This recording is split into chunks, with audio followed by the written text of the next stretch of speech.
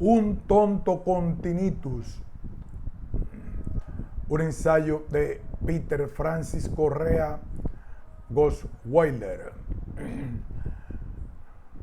Universidad Federal do Rio Grande do Sul, Instituto de Artes, programa de posgrado en artes visuales.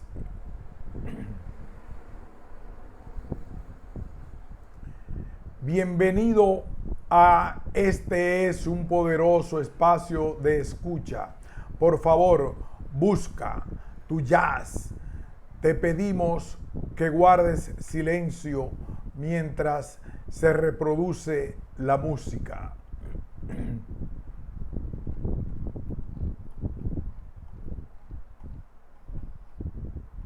Resumen. Esta disertación investiga la presencia de la escucha en 8 proposiciones artísticas. Como producto, buscamos entender el proceso de cómo ocurre este acto del pensamiento que, al crear imágenes sonoras, nos desplaza y nos posiciona. Por este camino proponemos el cambio de una relación antagonista con un síntoma de tinnitus, zumbido, para una relación de amistad. De esto sintetizamos el concepto de el tonto. En esta experiencia de aprendizaje, al dialogar con los conceptos de escucha de Jean-Luc Nancy, paisaje sonoro de Murray Schafer, internacionalidad de Edmund Husserl y Maurice Merleau-Ponty, objeto sonoro de Pierre Schaeffer, imagen de Marie-José Mundin.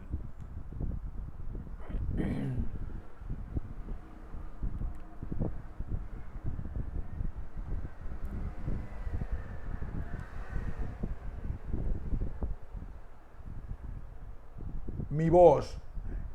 Español fue mi primer disfraz del pensamiento, mi primer lenguaje. Fue como aprendí de chiquito el nombre de las cosas, representar objetos y sus significados. Fue como me comuniqué por primera vez con el mundo y conmigo mismo. De este lenguaje organizo la memoria y creo imágenes. Pienso en español, sueño en español, calculo en español y mi sensibilidad, aunque esto no sea posible, es en español también. Esta es la voz de cómo me escucho. De tal forma, les hablaré en español porque también es como sueño mejor, no solo melódicamente, como en una afluencia placentera de la poesía, pero como una herramienta que ataja estos vientos fuertes en mi pensamiento. Esta es también una posición ideológica de mis fantasías para poder expresar palabras y frases que en portugués serían intraducibles. Así,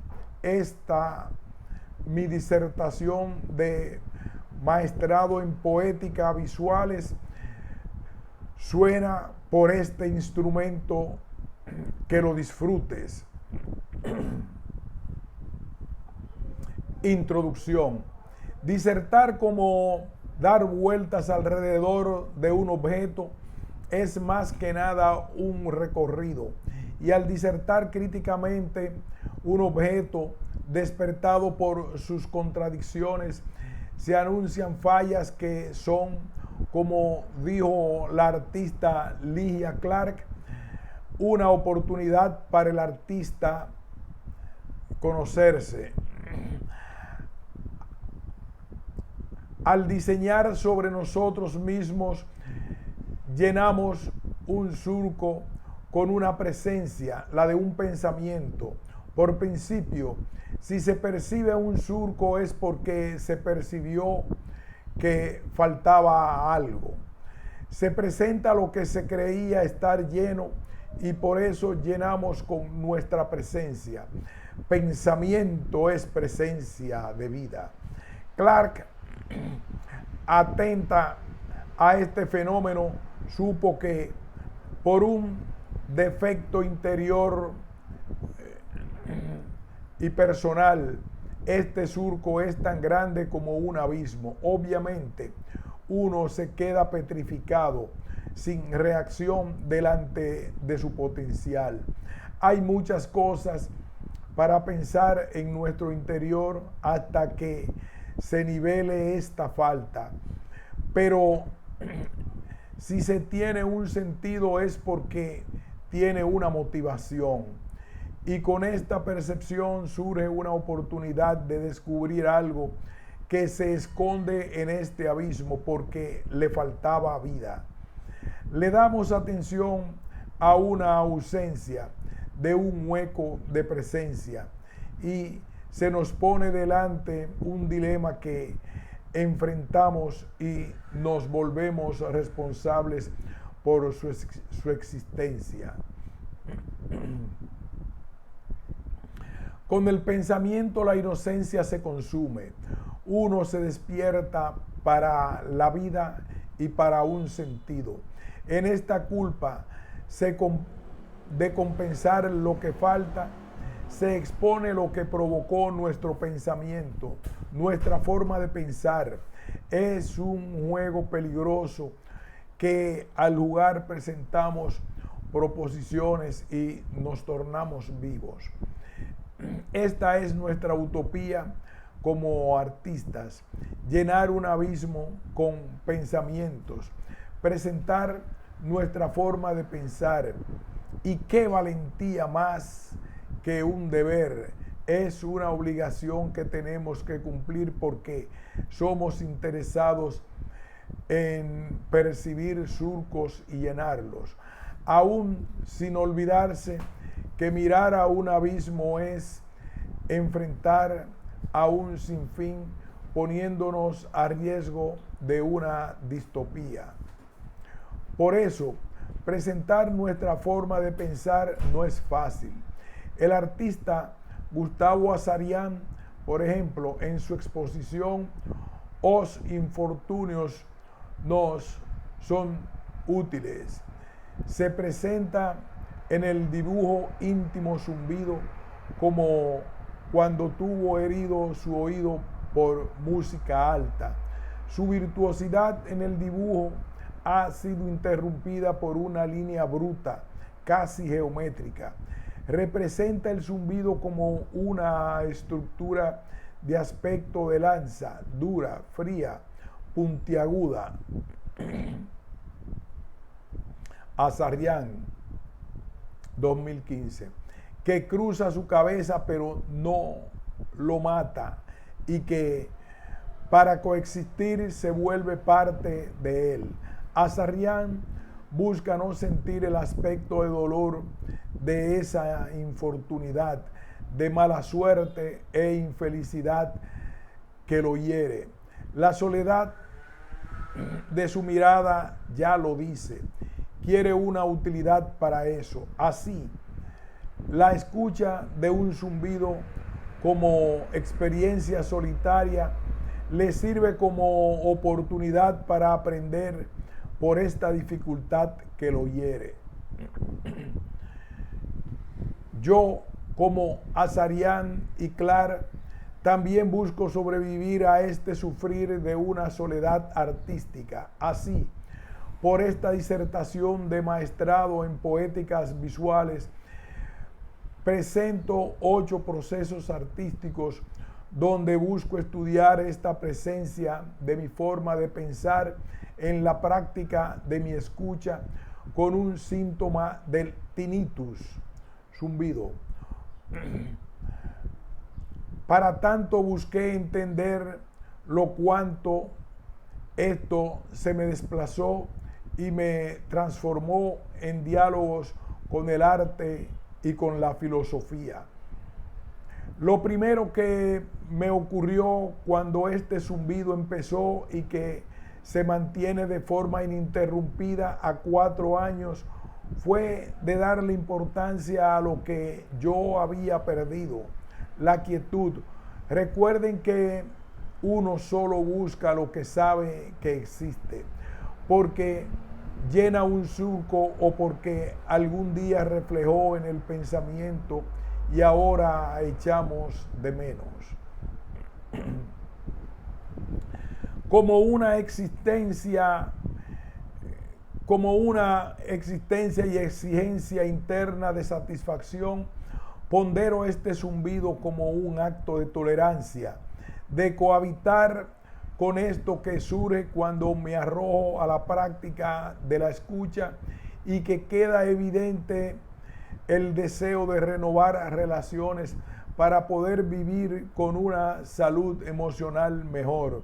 Y ya que un zumbido demanda como un síntoma en el psicoanálisis una observación e interpretación, concordamos e identifico lo que puedo controlar de lo que no puedo controlar.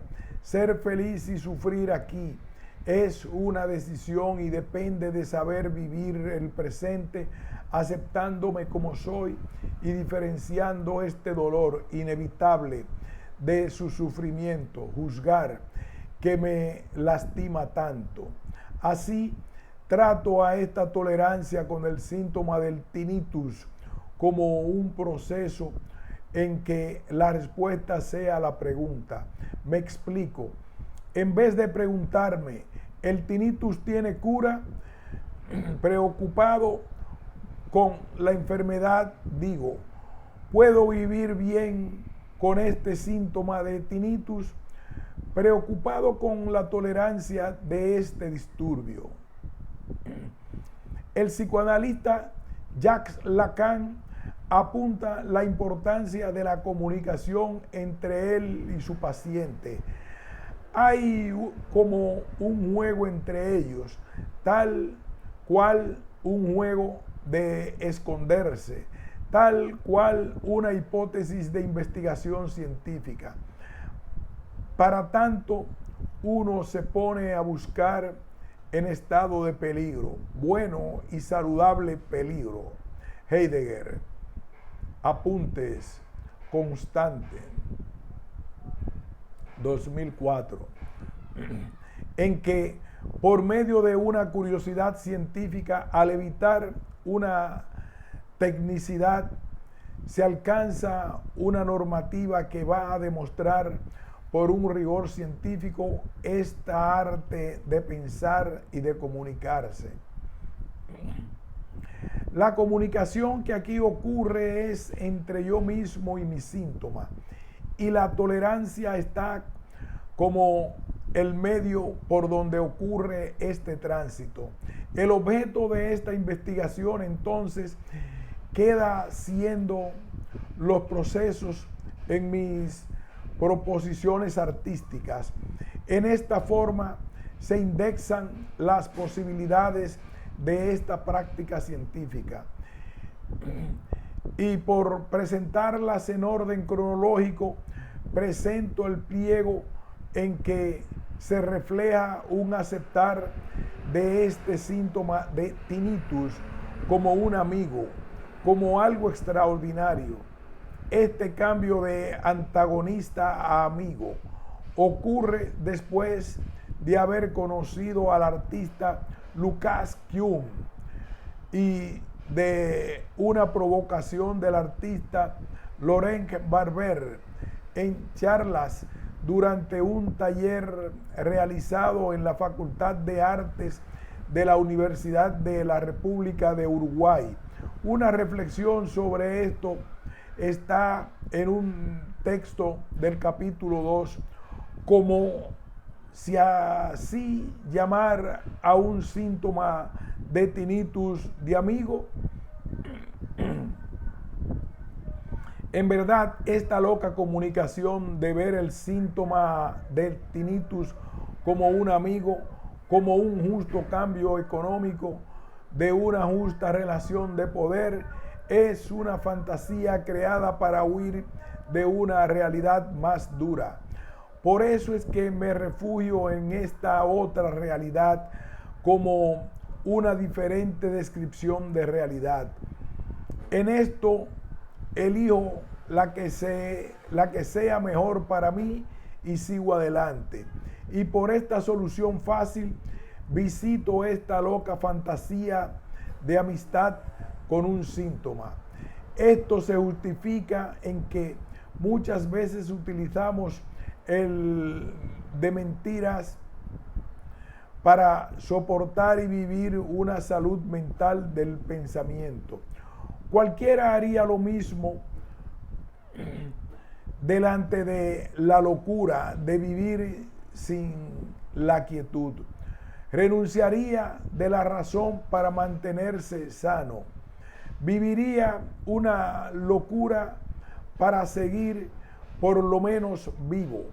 O como dice la famosa canción Crazy, interpretada por el cantor Seal, we are never gonna survive unless we get a little crazy.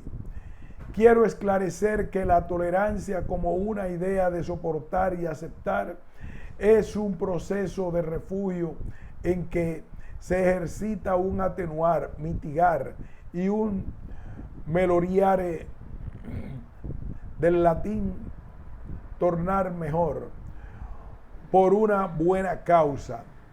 No hablamos entonces de una cura porque no hay, pero sugiero en esto un acostumbrarse por un camino de tolerancia.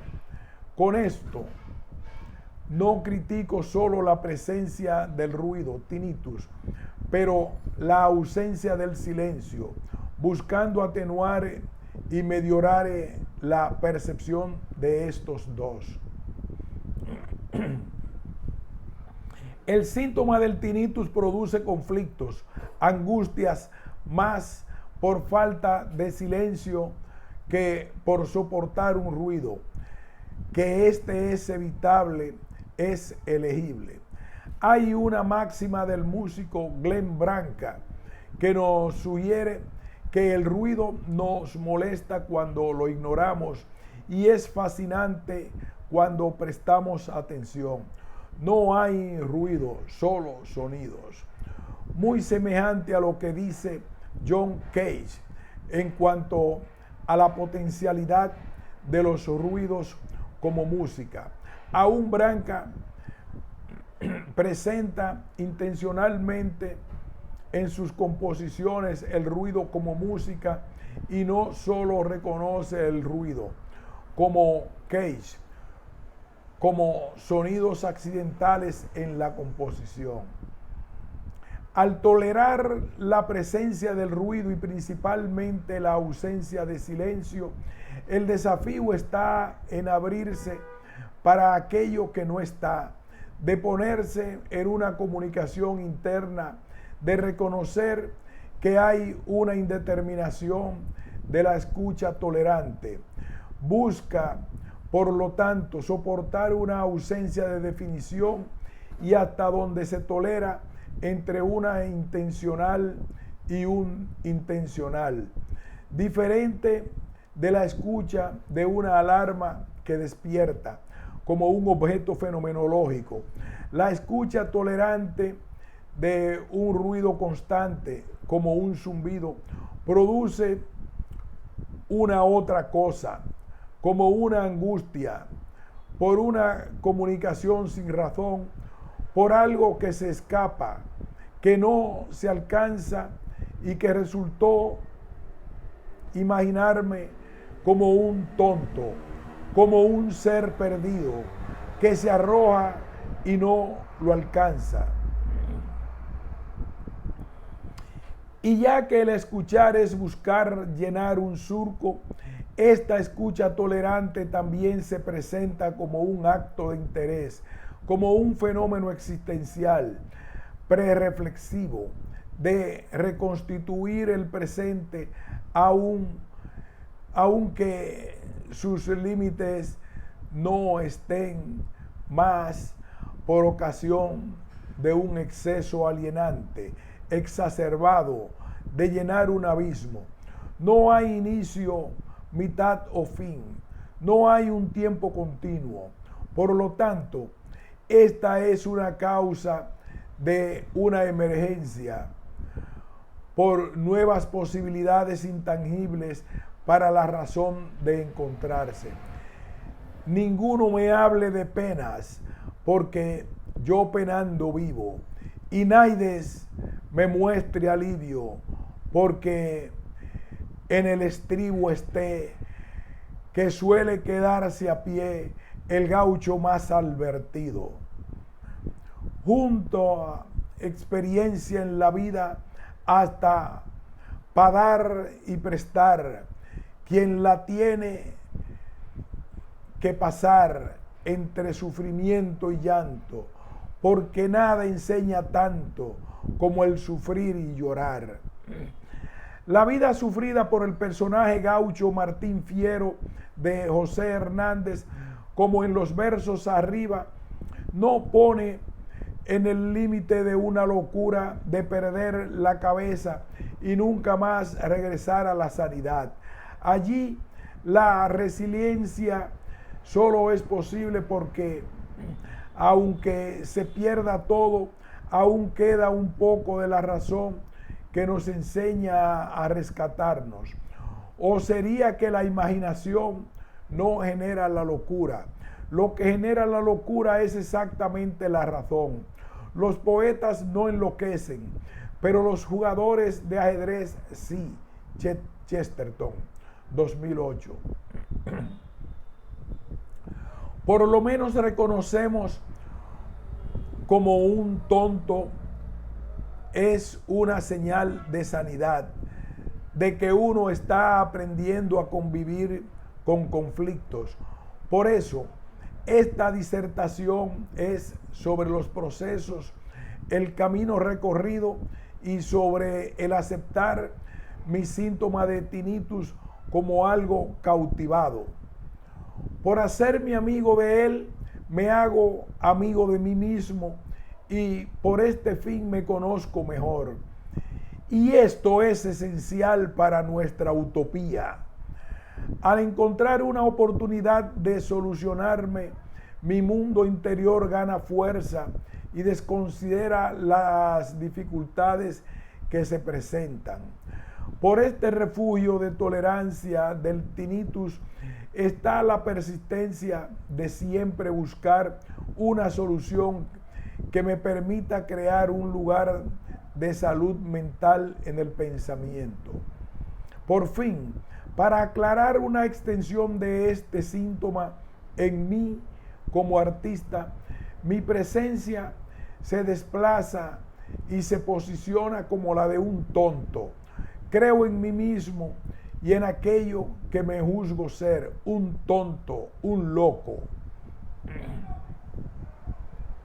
Aunque irónicamente el filósofo J.K. Chesterton, en su obra Ortodoxia, de una visión correcta del mundo, de 1908, supo alumbrar que los hombres que realmente creen en sí mismos están todos en asilos de lunáticos.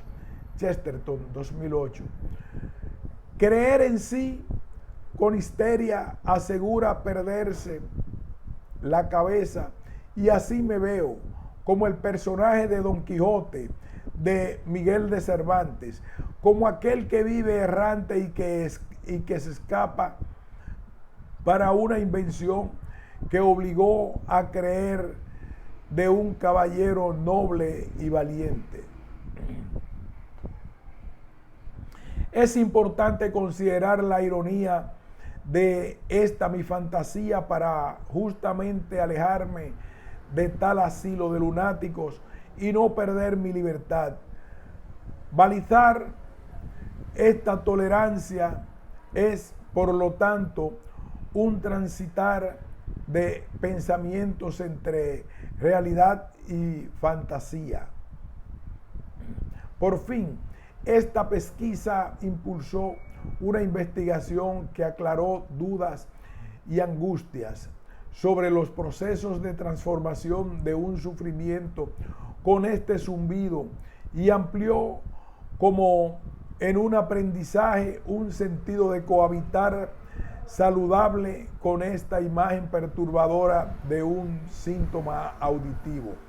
Seguro que por estar disponible a experiencias, cambié para una relación de amistad con este síntoma de tinnitus y que como una salida posible me posibilitó pensar sobre el arte de la escucha y de sus funciones y prácticas, clareando mis libertades delante de este sufrir intangible por ustedes. Capítulo primero. Este tinnitus es algo monótono que está en algún lugar de mi cabeza. No es un sonido que se oye, mas hay un pensar sonoro de un sonido que se escucha.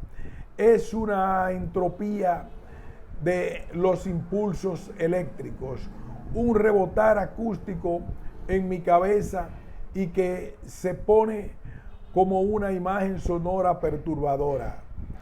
En mi cuerpo la escucho como la frecuencia de 955 Hz mezclada con un inusitado paisaje sonoro. Shepard, 2001. De pájaros en la copa de un árbol. Tengo entonces un continuo de silbado y pájaros como el 1 de agosto de 2014. Soy un cuenco destrozado. Seguro que esto transforma mi cuerpo, mi pensamiento, me mueve y me confronta como investigador artista. Por eso investigo aquí las imposiciones de este síntoma de tinnitus con relaciones teóricas y prácticas en el campo del arte y filosofía para crear una relación más saludable con este tormento. No digo que el arte cure, pero creo que el pensamiento por el arte, por donde mi presencia logre reposar con plenitud. No intento representar el síntoma de mi tinnitus como, por ejemplo, hace el artista Paul Charitz, 1943-1993, en sus películas. Tal vez él busque una factura empática cuando intenta, con su paradero frenético de luz y sonido, provocar un ataque epiléptico al que las ve. Pero no es lo que intento con mis trabajos. Tampoco me posiciono como el fotógrafo ciego Eben Bakar, 1946, justificando sus trabajos por medio de su incapacidad de ver. Así tengo por objeto comprender esta espera que tengo con el arte, en el sentido de que ella me apunte soluciones, no para producir objetos como en una terapia o esa psicosis del tinnitus, mas busco por el arte saber cómo uno se despierta de esta inseguridad de definirse. Y este sí me sirve como un camino de terapia porque me interesa estar siempre saludable. Mi zumbido es un sufrir intangible, pero identifico mi síntoma con el trabajo conceptual de Lamont Young, composición 1960. Al retener por un largo tiempo dos notas musicales, Young busca la intensidad de esta relación entre frecuencia y su psicoacústica. Aunque el objetivo de esta composición sonora sea el de alcanzar un estado estático, se producen variaciones, o sea, mismo sin alteraciones, como en mi síntoma de tinnitus, permanecer estable es imposible.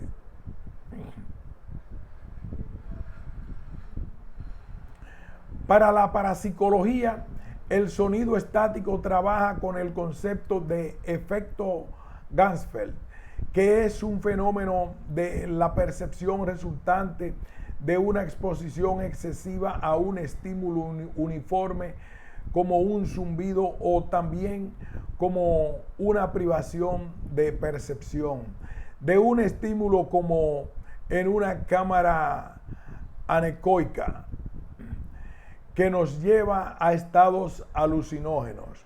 A este concepto apunta hacia los trabajos de Robert Irwin y James Turrell, similar al trabajo de Doug Weller, que intenta por sus proposiciones un estado alterado de conciencia.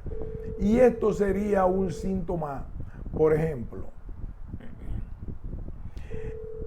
Evidente que estos proyectos de arte y tecnología con cámara anecoica parten de la experiencia de John Cage en la cámara anecoica de la Universidad de Harvard en 1951.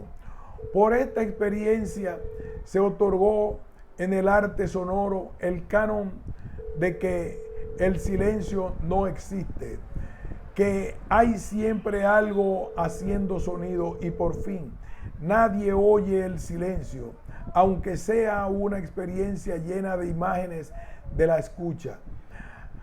Mientras tanto, podemos llegar a una quietud, o sea, de casi nada de sonido, como pone Luc Ferrari en su trabajo Pasky Rien. Ferrari propone un oír más atento a lo mínimo de los sonidos para que uno se sienta presente en el mundo en vez de un vacío.